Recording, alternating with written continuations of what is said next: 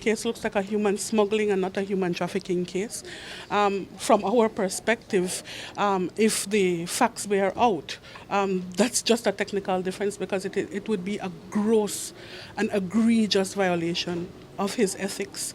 As social workers, we're charged with the responsibility of protecting the vulnerable, not participating in their exploitation. And so we are gathering information, working along with Immigration Department, and we're looking at what actions can be taken from a disciplinary perspective, and I know also Immigration is looking at it from a criminal perspective, and we will support. This is absolutely intolerable. Now, is it a concern for you as well that it's not one isolate incident, that in fact it may be a pattern of behavior or an enterprise for this gentleman to perhaps even use the specific knowledge that his office may have given him to run these operations where human development is an integral part of the ATIP's Anti-Trafficking in Persons initiative?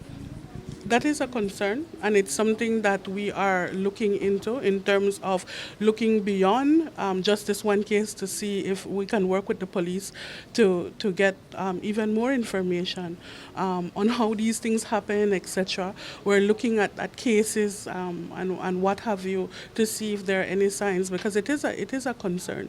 Might he have been able to use specific knowledge from his office as a social worker to say, why not on this move right now because they have XY operation out there? All of that is a possibility. As I said, we're gathering information because we want to ensure with a case like this, we have to be very precise because there is no room for error. And we have to look, as I said, beyond this case to see if indeed it was a pattern of behavior. So it's where we definitely are very concerned. Disappointment does not even begin to describe it. One of my senior managers said it feels like someone died, and that's how it feels. It's an egregious breach of trust, of ethics, of morals, and we will have to deal with it head on. Termination, possible termination. Disciplinary action, some of it is outside of our control because we are within public service. So we're making sure that we gather the information to be able to follow the process.